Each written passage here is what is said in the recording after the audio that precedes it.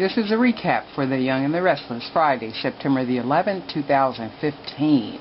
Let's start with Hilary. Hilary wakes up in the boathouse, and when she wakes up, she's really confused, and she's wondering about where she is. So she, at some point, calls out Neil's name, and then she begins to have flashbacks when Neil showed her the boathouse, and they were having a discussion about how they wanted their family to be and what their life was going to be like while they were living at the boathouse. So she says out loud, dream house, because she's having all these flashbacks. So then she remembers at one point Neil was blind, and then she tries to get up out of the bed, and she's not able to do so. So she grabs the IV pole, and when she grabs the IV pole, she's so weak she can't get up. So at that point, the pole falls, pretty much goes unconscious again. Neil eventually shows up. He sees that the IV pole has been knocked to the floor, but yet Hilary is still unconscious. So he looks at her in a very low voice and says, I'm sorry. I'm sorry. And then when you move forward, you have Sharon and Dylan, who are playing kissy kissy at Crimson Lights when Mariah walks in. And when Mariah walks in, she says, is the health department okay with all this activity around the cupcakes? And then Dylan speaks to her, and then he walks off. And then Mariah immediately says to Sharon, did you go see the doctor? Are you pregnant? And Sharon tells Mariah, well, no, I haven't been to the doctor. I don't have to go to the doctor. I know what it feels like to be pregnant, and I know that I'm pregnant. So Mariah tells her, well, you at least need to go get a blood test just to confirm that you are pregnant. And then Mariah goes on to tell her that she really needs to tell Dylan the truth about what is going on with her and the pregnancy, because he shouldn't believe that the baby that she supposedly is carrying now is the baby that she lost. I don't think that she's pregnant. I think she's playing the game, and she's trying to get re-pregnant in the process. So Sharon goes on to say that the baby is the only reason that Dylan proposed to her in the first place. So Mariah says, well, no, you're wrong. I think you have more with Dylan than you think that you do. I see the way that he treats you. I see how he acts around you. He loves you. It's a lot more than that. And then you have Esther and Dylan, who are sitting on the patio. Esther is telling Dylan about the conversation she had with Jill and Colin about Colin making inappropriate advances towards her. So she goes on to say, I told her all about it. She didn't believe me. So then Dylan says, well, what happened after you spoke to Jill about Colin hitting on you? She says, well, I just stood my ground, and I told her everything, but she didn't believe me. So I just quit, and I walked out. And then she says, well, only to realize that I now need a job. So Dylan asked her, was she going to get another housekeeping job, or what exactly is it that she was going to do? So Esther was saying, well, I'm not sure yet. I don't know what I'm going to do, but I have to do something. So he goes on to say, okay, well, soon Sharon will need to take time off because of the baby. So we're going to need some help around here. How about you go ahead and just work for us? She accepts the position, and then she and Dylan walk over to where Mariah and Sharon are, and Dylan asks Sharon to show Esther around, which she does. She walks her around and shows her everything. And then you have Victor, who is at Newman Enterprises with Kevin. So he asks Kevin to come into his office so they can have a talk. He first asked Kevin what Kevin thought about the strangeness of the power outage situation the other night. So Kevin goes into saying that the talk is Mrs. C was trying to let everybody know that she's still around. So Victor kind of laughs a little bit, and he says, yeah, well, I really miss her. And then Victor goes on to tell Kevin that he believes that someone tried to cyber attack Newman Enterprises, and he needs to find out who's behind it.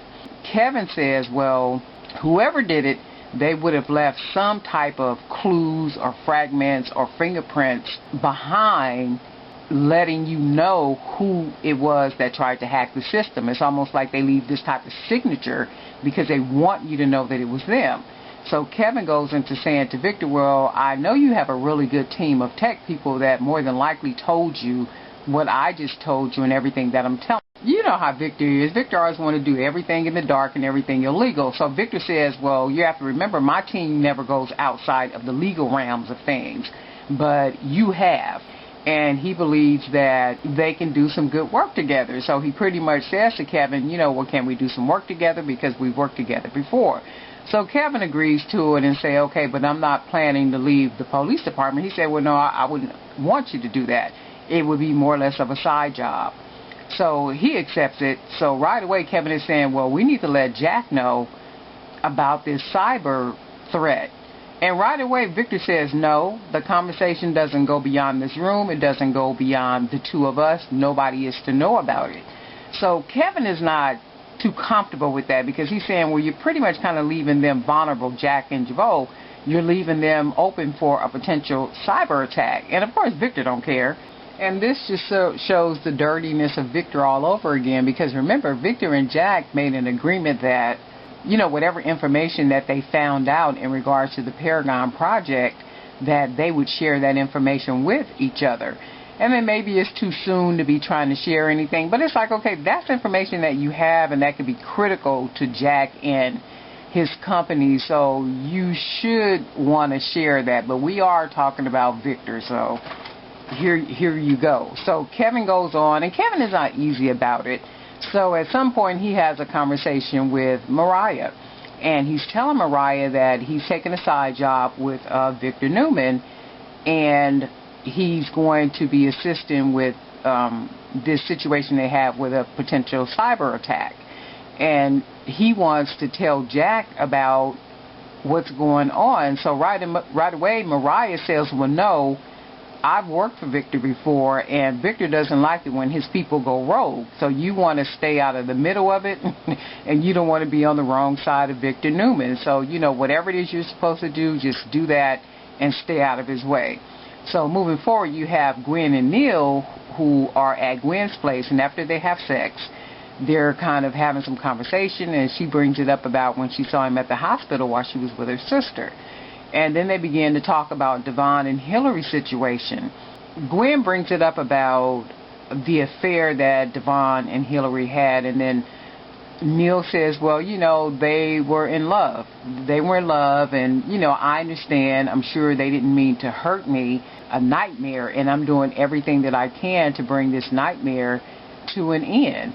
Neil is just something else. It's like, at what point are you going to take that woman back where she belongs, or are you going to keep medicating her? And then it's almost like, well, how long can you guys drag this out where he's still in medication, medicating Hilary? And it's like, come on, at some point that little storyline has to really end. Let her escape or something. Neil says to Gwen he needs to make a couple of phone calls. So she says, okay, but he says, well, I need to make them in the other room. And he gets up and he's getting dressed. So Gwen said, are you getting dressed? And he says, well, yeah, I don't want your sister to walk in. And she finds a half-dressed man in her living room. But his whole intent is to get to the living room to get Emma's hospital ID badge off of the table, which he eventually did. This episode of The Young and the Restless was pretty populated with pretty good stuff, so it'll be a really good cliffhanger on Friday, and I'm sure they will answer a lot of questions on Monday, September the 14th, so look forward to that recap, and more than likely I'm going to put up a spoiler for Monday's show on Friday or Saturday. This has been a recap for The Young and the Restless for Friday, September the 11th, 2015. Like the video if you like it. Comment if you have a comment. Be sure to subscribe so you don't miss our recaps, reviews, and spoilers. This has been Darlene Knight with your Reality and Soap Chat. Thanks for watching.